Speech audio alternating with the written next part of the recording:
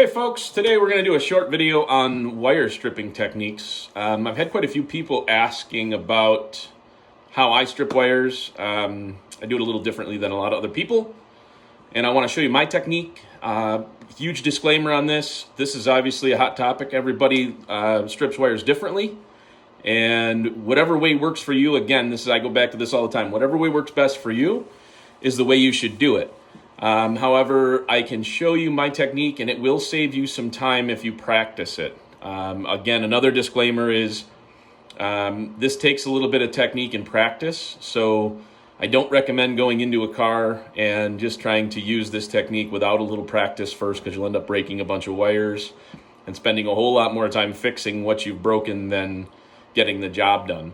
So I'm going to show you a couple different ways. I'm going to show you, like I said, my way, and then I'm also going to go over some other typical ways of stripping wires, just to hopefully, give you guys some pointers. And if you pick up anything from it, even if it speeds you up by 2 minutes a car, it's still worth the watch just to check it out and see what it's all about.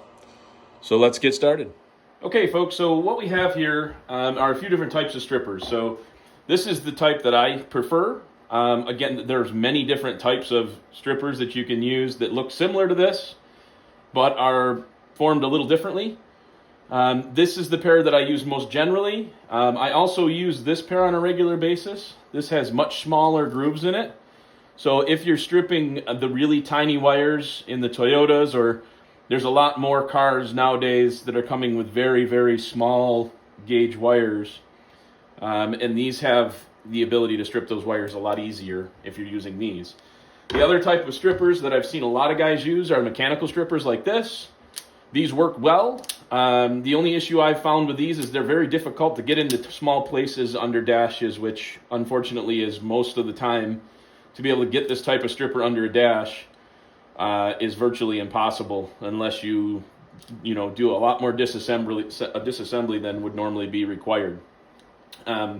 The other piece of equipment, obviously, that's used very frequently for stripping wires is an OLFA to cut away the insulation. I'm just going to show you real quick how I do this, and then we'll go over a few different ways. So typically, when I'm stripping a wire, if it's a heavier gauge wire, I'm going to make two cuts with the stripper. So it's here, move about a half an inch away, cut again.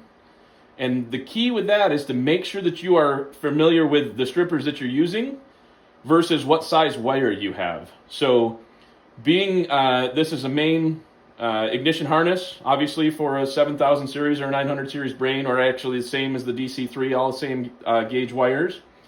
You're going to use the 14 gauge groove in the strippers. So once you make those two cuts, it's very simply, I just grab a hold of the insulation and then you can just pull. And I've got these in a vise, so you can see this is simulating a harness in a vehicle. So if I were in a vehicle and doing this under a dash, basically I'm going to unplug the ignition harness, and that's exactly what I'm going to do. So that's the technique. Real time, this is what it looks like. So when I'm under a dash, it's just cut, and then pull. And then typically sometimes you only get half the insulation off, but that very simply just pops away. Like I said, again, the real key to this is making sure that you don't cut into the wire. So you want to make sure that you've got the right size groove, and then just cut, pull, and that pops that wire right away. So if this is the size wire you're doing, that's how you would do it. Same thing here. So this is the secondary gray harness with all the POCs on it for a CM900S brain. So the 12-pin gray harness that comes with the CM900S. If you're going to strip one of these wires, which are obviously a lot smaller, and a lot of times you have to tap into these, or more importantly, in a vehicle, you're going to find wires this size. Again, I'm going to use the smallest groove this time. So on my strippers, it's the 22 gauge groove. Cut, pull, just like that. And it's very simple, very fast. Once you get the technique down, it's very fast. And that's what happens. You can do that. I wanted to show you this because if you don't have a lot of practice, this is what you're going to come across. Is when you start pulling, it's going to break that wire. So again, it's all about technique as far as you need to feel the wire and You don't want to put too much pressure to cut through the actual wire itself. But once you've done that, then you can have a nice clean strip joint. And you'll notice there are no frayed strands on there. I'm not cutting into the wire at all. I'm just cutting the insulation. The key with this type of stripper is to make sure that it's sharp and new. I go through about 6 to 8 pairs of these at least in a season. So not only do you need to make sure that your grooves are sharp and the strippers are sharp, but what will actually happen is where you grab the insulation, these points of these pliers will wear out and they'll actually dull off and you won't be able to grab a hold of the insulation properly. So those are some of the things that you want to really take into account if you're using this type of mechanism.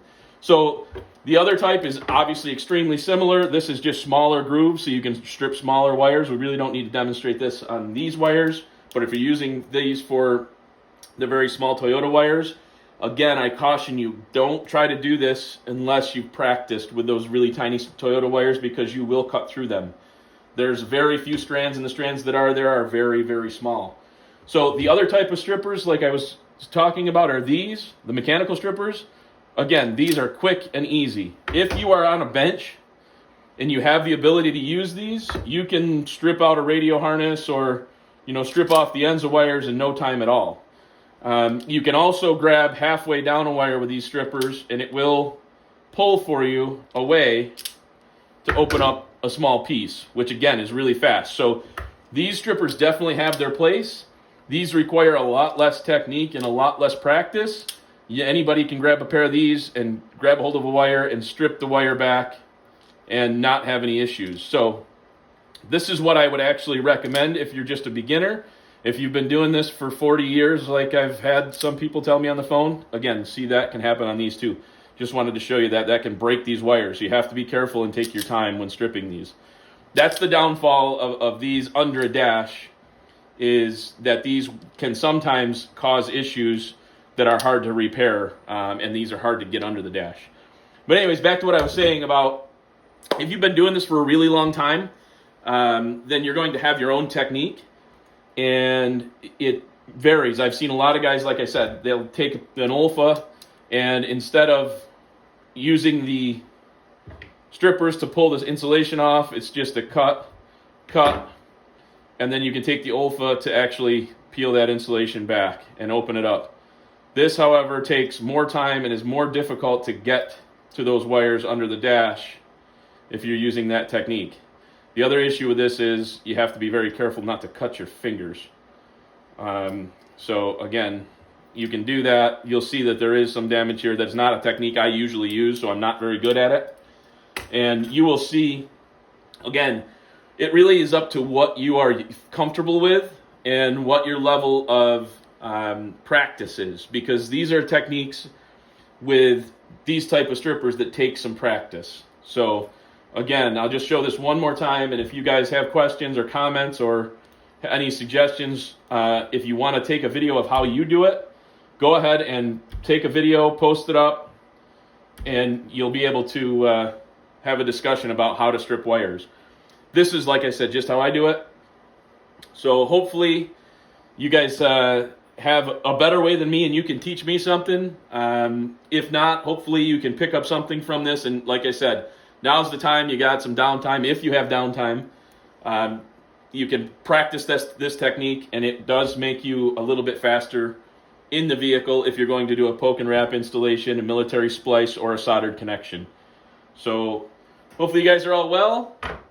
Have a fantastic day and have a great weekend. Talk to you soon.